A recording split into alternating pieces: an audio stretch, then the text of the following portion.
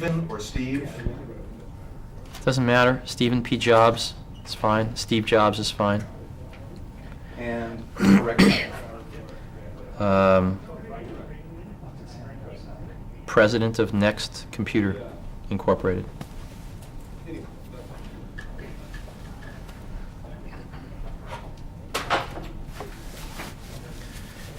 What has your life come into contact with that of Dr. Joseph Juran's?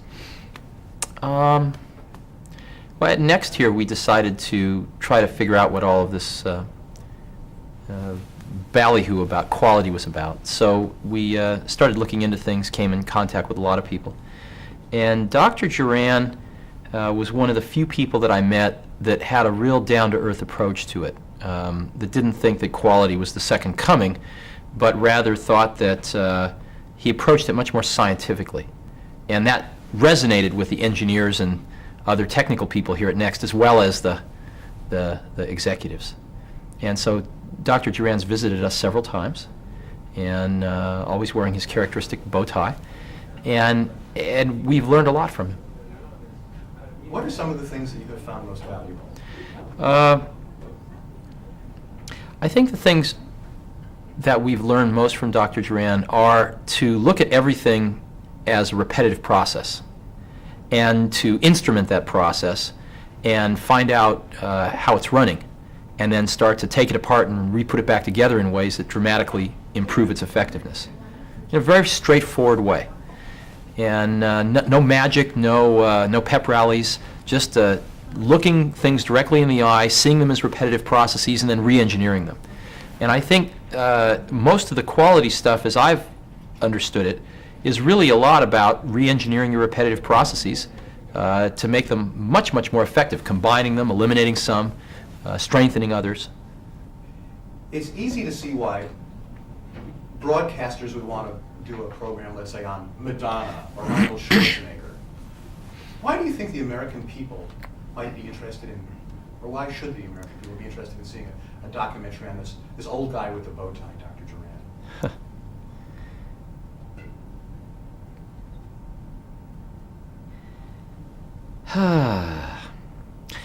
America's in a tough spot right now, I think.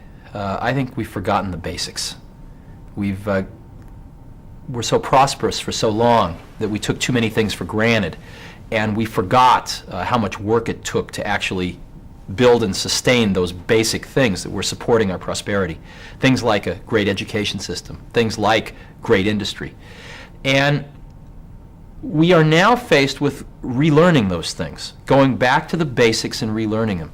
And that's why I think Dr. Juran is so valuable, because he is standing right on the basic heart of the matter of why we are being out-manufactured, why we are being outplanned by Japan. It is not excuse me. It is not because the Japanese are tricking us. It's not because the Japanese are better intellectually.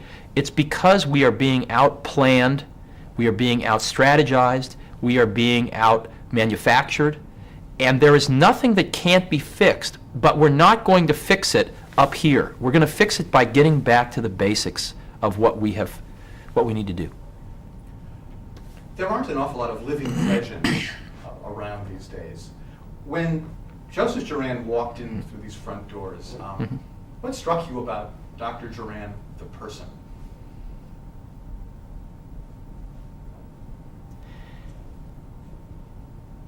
I've had an opportunity to meet a few great people in my life, and they all have had one characteristic in common, which is that they treat everyone the same. Whether it's the janitor or the president of the company, whether it's the president of the United States or someone in a rural slum, they treat them exactly the same. And if a question is asked, they will directly answer that question to the best of their ability.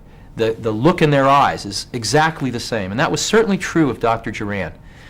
Any question asked was the most important question that could have been asked at that moment as far as Dr. Juran was concerned.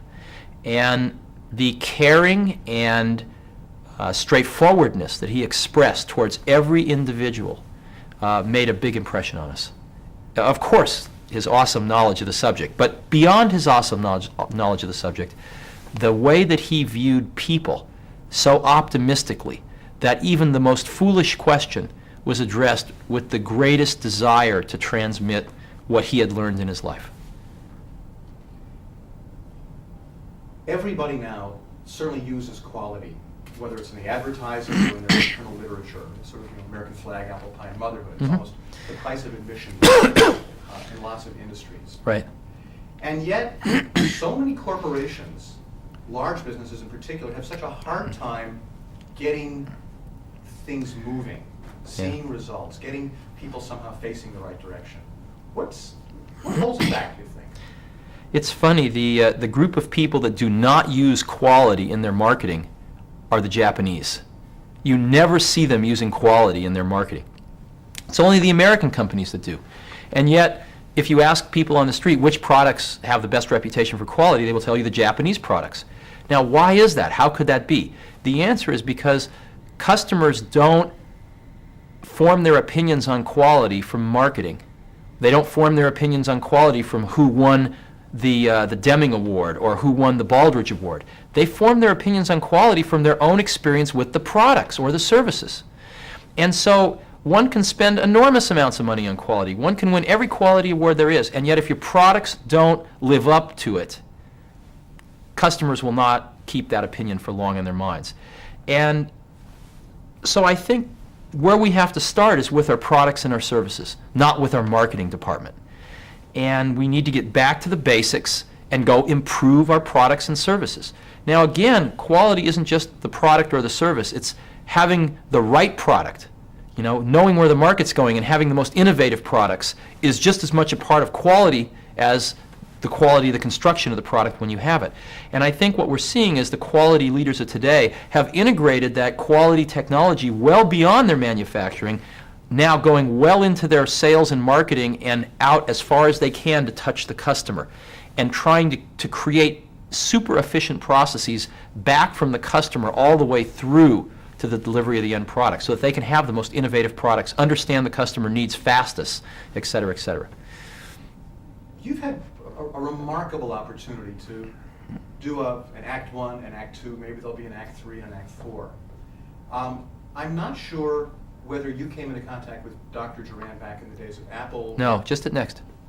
What do you do differently at Next as a result of having been in contact with Dr. Juran that you didn't do back in the days of Apple?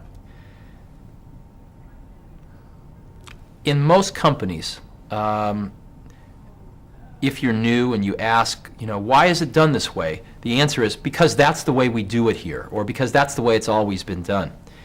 And in my opinion, the largest contribution of much of this quality thinking is to approach these ways of doing things, these processes, scientifically, where there is a theory behind why we do them. There is a description of what we do, and most importantly, there is an opportunity to always question what we do. And this is a radically different approach to business processes than the traditional one, because it's always done this way. And that single shift is everything, in my opinion, because in that shift is a tremendous optimistic point of view about the people that work in a company. It says these people are very smart. They're not pawns. They're very smart. And if given the opportunity to change and improve, they will. They will improve the processes if there's a mechanism for it.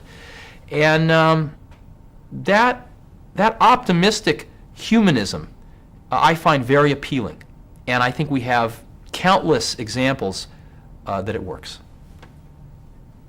Part of this way that this optimistic humanism is expressed in companies are the things to which the people who control corporations say yes to requests and recommendations that are made to them. What kind of things are you saying yes to here at Next as a result of Dr. Juran's teachings or exposure that you might never have said yes to before? Well, I think your question actually capsulizes what's wrong. The whole philosophy behind these newer quality approaches is that people shouldn't have to ask management permission to do something that needs to be approved. Authority should be vested in the people doing the work to improve their own processes, to teach them how to measure them, to understand them, and to improve them. And they should not have to ask for permission to improve their processes. So I think a lot of the philosophy behind this quality stuff carries with it a flattening of the traditional hierarchical organization and a distribution of authority to the people who are best in the position to decide what should happen to improve these processes, the people doing the work themselves. And so the permission that's given because of this quality philosophy is the permission to not have to ask permission. The two quality gurus in America today who seem to be getting the most press and the most notoriety are Joe Juran and Dr. Deming. Right. Obviously, you're familiar with Dr. Deming and the Deming Prize. What do you see as the significant contributions of both men? I've never met Dr. Deming and I've never read his books, so I'm ignorant. Can't tell you. When you think back 5 or 10 years, Dr. Juran is going to be gone at some point, and all that's going to be left are his tapes and his books. What are going to be your fondest memories of Dr. Juran?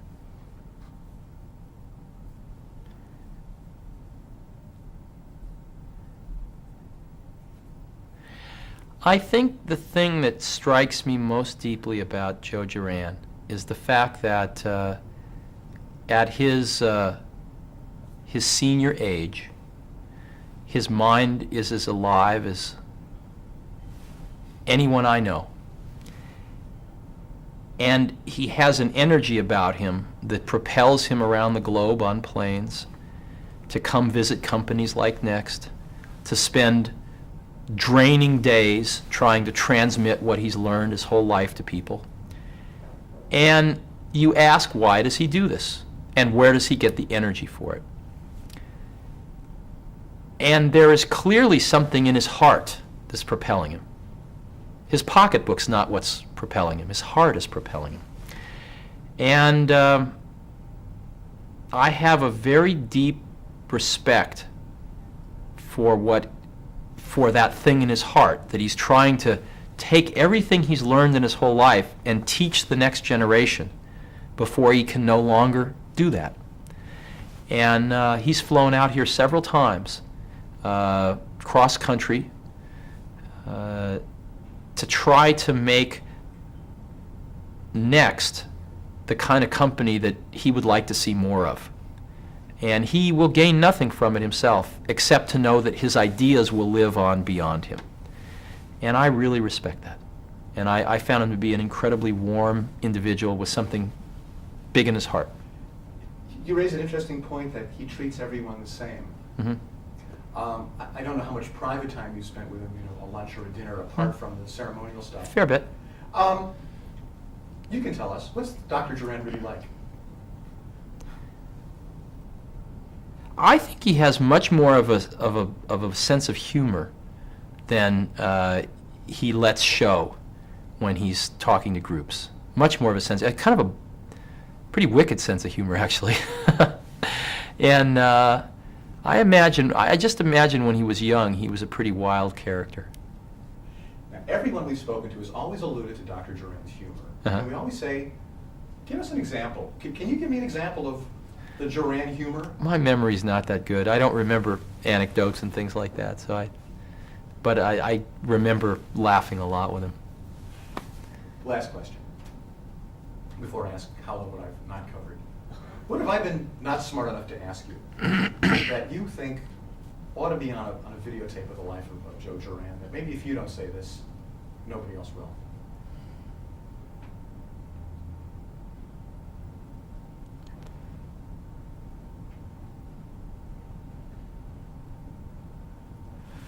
Oh,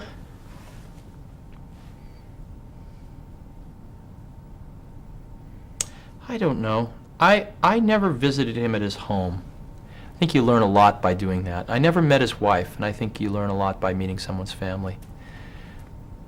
Joe Juran is clearly a person that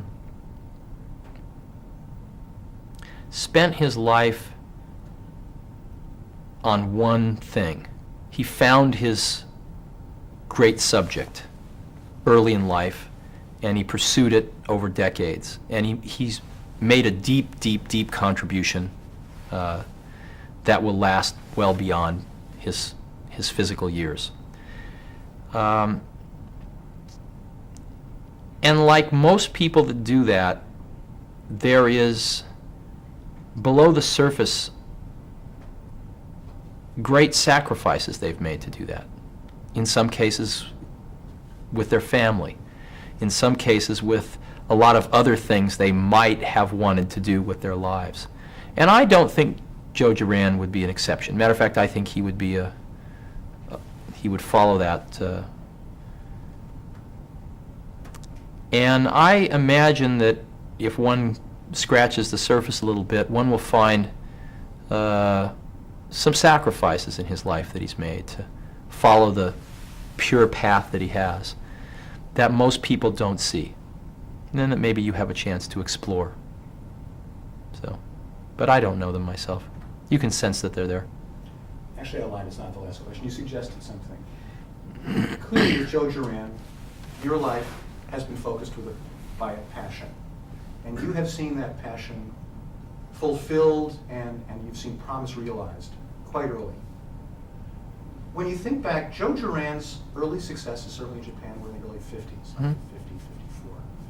And yet it has taken literally 30 to 40 years before America has come around to kind of giving Joe Juran the recognition that he really does deserve in his teachings and his philosophies.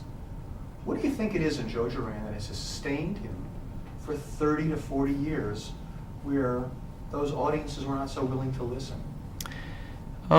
That's a very good question. And I think most people that are able to make a sustained contribution over time rather than just a peak are very internally driven. You have to be. Because in the ebb and tide of people's opinions and of fads, there are going to be times when you are criticized, and criticism is very difficult. And so when you're criticized, you learn to pull back a little and listen to your own drummer. And to some extent, that isolates you from the praise if you eventually get it too. The praise becomes a little less important to you, and the criticism becomes a little less important to you in the same measure. And you become more internally driven. And I think Joe Juran has clearly had those experiences and become very internally driven. And I think he felt the bedrock of the truth of his pursuits, and that's what kept him going. I don't think that he got. I think that the great satisfaction that he got from Japan did not end in the 50s. I think he probably looks at Japan as something that he helped nurture along, and as every decade has passed, he sees his ideas blossoming even more. So I'm sure he gets tremendous satisfaction from having injected a very important ingredient into the early post-war culture of Japan, and he probably sees that in every branch and leaf of a fairly large tree. And I think what he's trying to do now is to make sure that he gets that into the future culture of American industry as it rebuilds itself.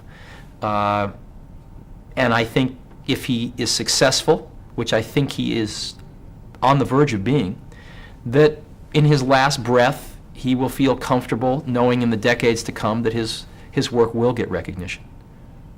So, as we say, thank you, Mr. President. okay. You've got a microphone. Before you leave? Yeah. Before you leave. I would like to say thank you. Sure. I have, at least had at the time, a very young son.